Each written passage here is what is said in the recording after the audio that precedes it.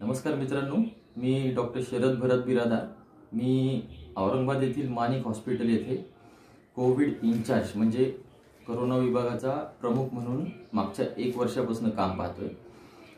मी रोज 100 ते 150 पेशंट कोरोनाचे बघतो आहे मागील 1 वर्षापासून आणि एवढ्या लोकांची रोज मी ट्रीटमेंट करत आहे। आज व्हिडिओ बनवण्याचा महत्त्वाचा उद्देश म्हणजे ग्रामीण भागामध्ये जी रुग्णांची संख्या वाढत आहे आणि अजून त्याच्यामधले काळजीचं कारण म्हणजे त्यांच्यामध्ये रुग्णांचं सिरियस होण्याचं प्रमाण आणि मृत्यूचं प्रमाण वाढत आहे। त्याच्यामुळे हा व्हिडिओ मी ग्रामीण भागातील रुग्णांना संबोधित करून बनवत आहे। मी प्रॉपर आंबुलगा तालुका निलंगा जिल्हा लातूर इथला असून मागच्या 1 महिन्यापासून गावाकडनं बरेच फोन येत आहेत लातूरमधनं की अचानक पेशंट सिरियस झाला, ऑक्सिजन भेटत नाही, व्हेंटिलेटर भेटत नाही, त्यामुळे आपण काय काळजी घ्यायला पाहिजे आणि आपण कुठे चुकतोय हे समजून घेणं ग्रामीण भागातील व्यक्तींनी खूप महत्त्वाचं आहे। तर सगळ्यात महत्त्वाचं म्हणजे तुम्ही कोरोनाची लक्षणं समजून घ्या। कोरोनामध्ये जे लक्षणं असतात त्यामध्ये ताप येणं, खोकला येणं, थकवा जाणवणं, जुलाब, चव जाणं आणि वास न येणं आणि सगळ्यात शेवटी दम लागणं, हे सगळे लक्षणं कोणत्याही पेशंटमध्ये कोरोनाच्या आढळून येऊ शकतात। तर ही लक्षणं आल्यानंतर आपण दुर्लक्ष करता कामा नये। आपण कारण शोधण्याचा प्रयत्न करतो की मी शेतामध्ये खूप काम केलं उन्हामध्ये, त्याच्यामुळे ताप आला असेल, त्याच्यामुळे अंग दुखत असेल, त्याच्यामुळे अशक्तपणा आला असेल, किंवा काहीतरी थंड खाल्लं मी त्याच्यामुळे खोकला आला असेल, किंवा मी बाहेरचं काहीतरी जेवण केलं त्याच्यामुळे मला जुलाब झाले असतील।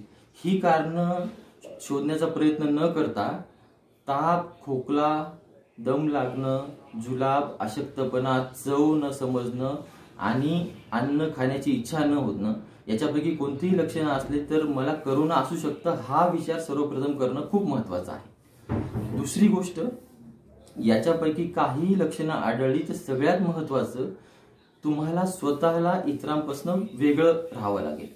त्यामुळे काय होईल की तुम्ही स्वतःसोबत तुमचे नातेवाईक, मित्र आणि गावातील लोकांना कोरोना संसर्गापासून वाचू शकतात। म्हणून एक जबाबदार गावातली व्यक्ती म्हणून कोणतंही तुम्हाला लक्षण जर आढळलं तर सगळ्यात अगोदर तुम्ही वेगळं राहा सगळ्यांपासून, त्यामुळे तुमचे घरचे, मित्र, नातेवाईक हे सगळे सुरक्षित राहतील।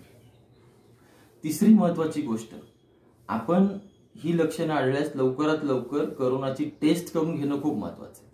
आपण काय करतो की लपून ठेवतो, ही लक्षणं आपण इतरांना सांगत नाही, लपून ठेवतो आणि आपण विचार करतो की काय कोरोनाची टेस्ट कोणामध्ये पण पॉझिटिव्ह येते, नॉर्मल सर्दी झाली तरी टेस्ट पॉझिटिव्ह येते। हा विचार चुकीचा आहे मित्रांनो। शास्त्रज्ञांनी खूप संशोधन करून जगभरातल्या शास्त्रज्ञांनी ही टेस्ट शोधलेली आहे, त्यामुळं टेस्ट करणं खूप महत्त्वाचं आहे आणि टेस्ट पॉझिटिव्ह आली तरी घाबरून न जाता सगळ्यात लवकर उपचार करणं खूप महत्त्वाचं आहे। तिसरी महत्त्वाची गोष्ट म्हणजे टेस्ट केल्यानंतर उपचार लवकरात लवकर चांगल्या डॉक्टरांकडून घेणं खूप महत्त्वाचं आहे। लक्षात ठेवा की तुम्ही जितक्या लवकर उपचार चालू करणार तितक्या लवकर तुम्ही बरे होणार। आपल्याला ह्यामध्ये ऑक्सिजन लागण्याची, व्हेंटिलेटर लागण्याची वेळच येता कामा नये, यासाठी तुम्हाला लक्षणं आल्याबरोबर वेगळं राहावं लागेल, टेस्ट करून घ्यावं लागेल आणि ट्रीटमेंट लवकर चालू करावी लागेल। मित्रांनो लक्षात घ्या, 98% लोकांमध्ये कसलाही प्रॉब्लेम होत नाही। 98% लोक व्यवस्थित होतात। त्याचं कारण असं आहे की ते लवकर उपचार चालू करतात। फक्त 2 ते 3% लोकांमध्ये मृत्यूचं प्रमाण आहे। त्या लोकांमध्ये का बरं आहे? कारण की ते दुखणं अंगावर काढतात, टेस्ट करत नाहीत, घरच्या घरी बसून राहतात, उपचार घेत नाहीत आणि एकदम सिरियस झाल्यानंतर मग ऑक्सिजन शोधणं, व्हेंटिलेटर शोधणं ह्या गोष्टीमध्ये पळापळी करतात। त्यामुळे ह्या गोष्टी घडता कामा नये। आता याच्यामध्ये ह्या 4च गोष्टी खूप महत्त्वाच्या आहेत। लक्षणं ओळखा, सगळ्यांपासून स्वतःला वेगळं करा, टेस्ट करून घ्या आणि उपचार लवकरात लवकर करा। लक्षात घ्या की कोरोनाला तुम्ही जर लवकर लक्षण ओळखून, लवकर टेस्ट करून, लवकर उपचार चालू केले आणि पहिल्या टप्प्यात कोरोनाची तुम्ही जर विकेट घेतली तर कोरोना कंट्रोल होईल, नाही तर कोरोना तुम्हाला शेवटच्या टप्प्यामध्ये लिहून तुमची विकेट घेईल। तुम्ही तुमच्या घरच्यांसाठी खूप महत्त्वाचे आहात, सगळ्यांसाठी, मित्रांसाठी खूप महत्त्वाचे आहात। त्याच्यामुळे ह्या सगळ्या गोष्टींचं पालन करा आणि आपल्याला आता संधी आहे की ह्या संकटकाळी आपण एकमेकांना माणूस म्हणून मदत करायला पाहिजे। त्याच्यामुळं कोणालाही काही त्रास झाला तर आपण मदतीसाठी धावायला पाहिजे। अशी मदत करण्याची संधी आपल्याला आयुष्यामध्ये कधी येत नाही। आता संधी आहे तर त्याचा फायदा घ्या, जास्तीत जास्त लोकांना मदत करा, मास्क वापरा, एकमेकांपासून 6 फुटाचं अंतर ठेवा आणि काळजी घ्या। धन्यवाद।